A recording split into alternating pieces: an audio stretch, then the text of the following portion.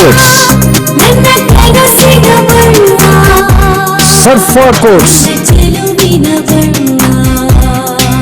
ಸರ್ಫಾ quotes ರವರ ಸುದೀರ್ಘ ಬಾಳಿಕೆಯ ಸುಂದರವೂ ಆದ ಜಲಾಧಾರಿತ ಪರಿಸರ ಸ್ನೇಹಿ ಪೇಂಟ್ಗಳನ್ನೇ ಬಳಸಿ. Surfa luxury emulsion paint, odourless, low VOC, good for health, good for earth. Surfa coats. ನಿಯಮಿತ ಸ್ತನ ಪರೀಕ್ಷೆಯಿಂದ ಸ್ತನ ಕ್ಯಾನ್ಸರ್ ಅನ್ನು ತಡೆಯಿರಿ. ಆರಂಭಿಕ ಹಂತದಲ್ಲಿ ಪತ್ತೆ ಹಚ್ಚಿದ್ರೆ ಕ್ಯಾನ್ಸರ್ ಅನ್ನ ಗುಣಪಡಿಸುವ ಸಾಧ್ಯತೆ ಹೆಚ್ಚು. ಸ್ತನ ಕ್ಯಾನ್ಸರ್ನ ಆರಂಭಿಕ ಪತ್ತೆಗಾಗಿ ಸ್ಕ್ಯಾನ್ ಮಾಡಿಸಿಕೊಳ್ಳಿ. ಸಂಪರ್ಕಿಸಿ ನಂಜಪ್ಪ ಆಸ್ಪತ್ರೆ, ಕುವೆಂಪು ರಸ್ತೆ, ಶಿವಮೊಗ್ಗ. ದೂರವಾಣಿ ಸಂಖ್ಯೆ 0818268000 ಅಥವಾ 0818223967 ಮತ್ತು ಮಾಗನೂರು ಬಸಪ್ಪ ರಸ್ತೆ, ದಾವಣಗೆರೆ. ಸಂಪರ್ಕಿಸಿ 081922601111 ಅಥವಾ 081922603333.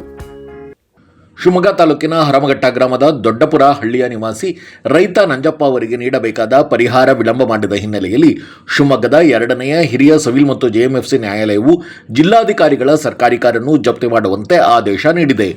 ವಸತಿ ಯೋಜನೆಗಾಗಿ ರೈತ ನಂಜಪ್ಪ ಅವರು 1 ಎಕರೆ ಜಮೀನನ್ನು 1992ರಲ್ಲಿ ಸರ್ಕಾರ ವಶಕ್ಕೆ ಪಡೆದಿತ್ತು. ಆಗ 22 ಲಕ್ಷ ರೂಪಾಯಿ ಪರಿಹಾರ ನೀಡುವುದಾಗಿ ತಿಳಿಸಿದ್ದ ಸರ್ಕಾರ ಕೇವಲ 9 ಲಕ್ಷ ರೂಪಾಯಿ ನೀಡಿತ್ತು.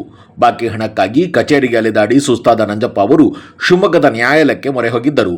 ಪ್ರಕರಣದ ವಿಚಾರಣೆ ನಡೆಸಿದ ನ್ಯಾಯಾಲಯವು ಬಡ್ಡಿ ಸಮೇತ 95,88,283 ರೂಪಾಯಿ ಪರಿಹಾರವನ್ನು ಪಾವತಿಸುವಂತೆ ಸೂಚಿಸಿತ್ತು.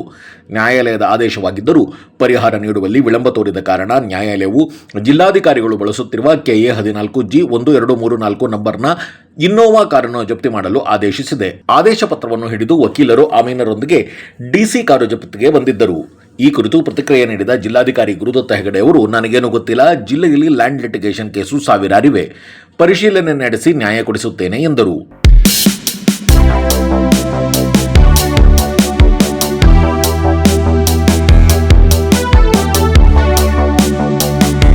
ಬಂದಿದೆ ಅಂತ ಹೇಳಿದ್ದಾರೆ. ಯೂಶಲಿ ಬರ್ತಾ ಇರುತ್ತೆ ಅಕ್ವಿಷನ್ ವಿಚಾರದಲ್ಲಿ, ಲ್ಯಾಂಡ್ ಅಕ್ವಿಷನ್ ಆಫೀಸರ್ ಯೂಶಲಿ ಬರುತ್ತೆ. DC ಬಂದಿದೆ ಅಂತ ಹೇಳ್ತಾ ಇದ್ದಾರೆ. ನನಗೂ ಗೊತ್ತಿಲ್ಲ, ಮಾಹಿತಿ ಇಲ್ಲ. ನಾನು ತೊಗೊಂಡು ಅದೇನಿದೆ ಅವ್ರಿಗೆ ಸಾಲ್ವ್ ಮಾಡ್ಕೊಡ್ತೀನಿ.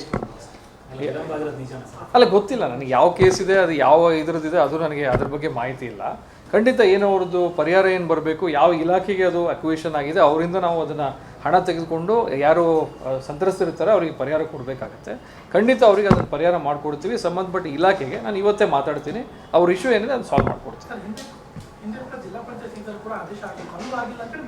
ಇಲ್ಲ, ನನಗೆ ಪರ್ಟಿಕ್ಯುಲರ್ ಕೇಸ್ ಬಗ್ಗೆ ನನಗೆ ಮಾಹಿತಿ ಇಲ್ಲ. ಅಂದರೆ ನಾವು ಅದರಲ್ಲಿ ಪಾರ್ಟಿ ಇದೀವೋ ಇಲ್ವೋ, ಏನಂತಾಗಿದೆ, ಆರ್ಡರ್ ಏನಾಗಿದೆ ಅದನ್ನು ಸಹಿತ ನಾನು ಇನ್ನೂ ನೋಡಿಲ್ಲ, ಸರ್ವ್ ಆಗಿಲ್ಲ. ಅದನ್ನ ಖಂಡಿತ ಲೀಗಲಿ ಏನಿದೆ ಅವ್ರಿಗೆ ಸಹಾಯ ಮಾಡೋಣ. ನಮ್ಮ ಉದ್ದೇಶ ಏನು ಅಂತಂದರೆ, ಗೌರ್ಮೆಂಟ್ ಆಫೀಸಸ್ಸು ಅದು ಅವ್ರು ಏನು ಬಂದಿರ್ತಾರೆ, ದಟ್ ಈಸ್ ದೇರ್ ಪ್ರೊಸೀಜರ್ ಅವರಿದೆ, ಅವ್ರು ಫಾಲೋ ಮಾಡ್ತಾ ಇದ್ದಾರೆ. ಬಟ್ ನಮ್ಮ ಉದ್ದೇಶ ಏನಿದೆ, ಅದು ಏನು ಯಾರು ಪಾರ್ಟಿ ಇದ್ದಾರೆ ಅವರಿಗೆ ಲ್ಯಾಂಡು ಅಕ್ವಿಷನ್ ಆಗಿರೋದು ಪರಿಹಾರ ಏನಿದೆ ಅದನ್ನು ಕೊಡಿಸೋದ್ರ ಬಗ್ಗೆ ನಾವು ಕೆಲಸ ಮಾಡ್ತೀವಿ.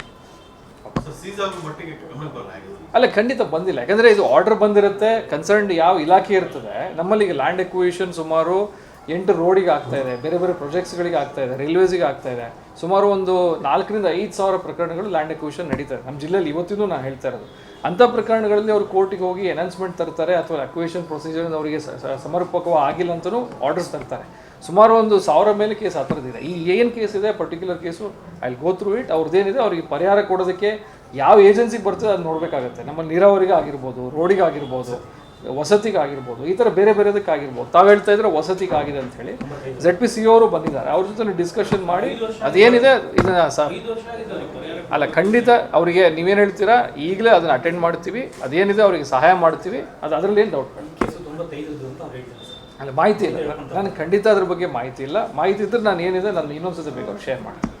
ಆದರೆ ರೈತ ನಂಜಪ್ಪ ಅವರು ಜಿಲ್ಲಾಧಿಕಾರಿಗಳನ್ನು ಭೇಟಿ ಮಾಡಿದ್ದೇನೆ, ಅವರು ನಮಗೆ ಬರಬೇಕಾದ ಪರಿಹಾರ ಹಣದ ಬಗ್ಗೆ ಸರಿಯಾಗಿ ಉತ್ತರಿಸಿದ್ದಲ್ಲ, ಕಾರು ಜಪ್ತಿ ಮಾಡಿದರೆ ಮಾಡಲಿ ಎಂದು DC ಹೇಳಿದ್ದಾರೆ ಎಂದು ಮಾಧ್ಯಮಗಳಿಗೆ ತಿಳಿಸಿದರು. ನೆಂದಪ್ಪ ಒಳಂಬಟ್ಟೆ ನೆಂದಪ್ಪ ಜಮೀನು ಸರ್ಕಾರದವರು DC AC ಅವರೆಲ್ಲ ಸೈಟ್ ಮಾಡಿ ಹಂಚಿದ್ದಾರೆ. ನಾವು ಓಡಾಡಿ ಸಾಕಾಗೋತು.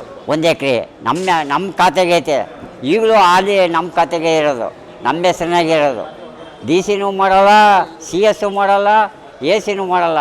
ನಾನು ಓಡಾಡಿ 5 ವರ್ಷ ಆಯ್ತು, ಕೋರ್ಟ್ ಆರ್ಡ್ರ್ ಆಗಿದ್ದು, ಅಡಿಷನಲ್ ಕೋರ್ಟಿಗೆ ಹಾಕಿದ್ರು, 95 ಲಕ್ಷ ಆರ್ಡ್ರ್ ಮಾಡ್ತು. ಡಿ ಸಿ 27 ಲಕ್ಷ ಕೊಡ್ತೀನಿ ಅಂತ ಹೇಳ್ದ, ಸರ್ಕಾರದವರು 9 ಲಕ್ಷ ಕೊಟ್ಟರು, ಉಳಿಕಿದ ದುಡ್ಡು ಕೊಡಲಿಲ್ಲ, ಕೇಸ್ ಹಾಕಿದೆ. ಅದಕ್ಕಾಗಿ ಗ್ರಾಮ ಪಂಚಾಯತಿ, ಸಿ ಎಸ್, ತಹಸೀಲ್ದಾರು ಎಲ್ಲರೂ ಕೇಳಿ ಸಾಕಾಗೋಗೈತೆ. ಈಗ ಡಿ ಸಿ ಹೋಗಿ ಕೇಳಿದರೆ ಅವ್ರು ಏನು ಅಂತಾರೆ, ಕಾರ್ನೇ ತಗೊಂಡೋಗ್ರಿ ಅಂತಾರೆ. ಏನೂ ಅನುಮೋದನೆ ಕೊಡೋಲ್ಲ ಡಿ ಸಿ ಕೊಡಲಿಲ್ಲ. ಚೆಕ್ ಏನೋ ಅದಕ್ಕೇನೋ ಒಂದು ಬಡವರಿಗೆ ಇದು ಮಾಡೋಣ ಅಂದರೂ ಏನೂ ಮಾಡಲಿಲ್ಲ. ಕಾರ್ ಒಯ್ಯಿರಿ ಅಂತಾರೆ, ಕೋರ್ಟಿಗೆ ಒಯ್ಯಿರಿ, ಕೋರ್ಟ್ ಹರಾಜು ಮಾಡ್ತತೆ. ಹರಾಜು ಹಾಕ್ತಾರೆ, ಉಳ್ಕಿದ ದುಡ್ಡಿಗೆ ಮತ್ತೆ ಹಾಕ್ತಾರೆ.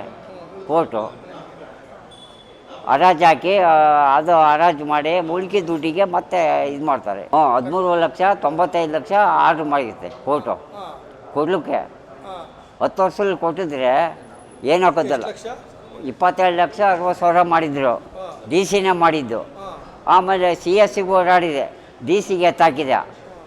ಡಿ ಸಿ ಕಾರ್ ತಗೊಂಡೋದ್ರೆ ತಗೊಂಡೋಗ್ರಿ ಅಂತಂದು ಅಮ್ಮೀಲಿ ಕರ್ಕೊಂಡು ಡಿ ಸಿ ಆಫೀಸ್ನಾಗೆ ಕುಂತಿದ್ದೀನಿ. ಡಿ ಸಿ ಕಂಡ್ರೆ ಕಾರ್ನೇ ಒಯ್ಯಿರಿ ಅಂದರು. ಅವ್ರು ಏನೂ ಅನುಮೋದನೆ ಕೊಡಲಿಲ್ಲ. ಇವಾಗ ಕೋರ್ಟಿಗೆ ಹೋಗಿ ನಿಲ್ಲಿಸ್ತೀವಿ ಕಾರ. ಜಡ್ಜಿ ಏನು ಮಾಡ್ತಾರೋ ಮಾಡಲಿ, ಜಡ್ಜಿ ಬಿಟ್ಟಿದ್ದು. ನ್ಯಾಯಸಮ್ಮತ ಪರಿಹಾರಕ್ಕಾಗಿ ತಮ್ಮ ಕಾನೂನು ಹೋರಾಟ ಮುಂದುವರಿಸುವುದಾಗಿ ರೈತ ನಂಜಪ್ಪ ಹೇಳಿದ್ದಾರೆ.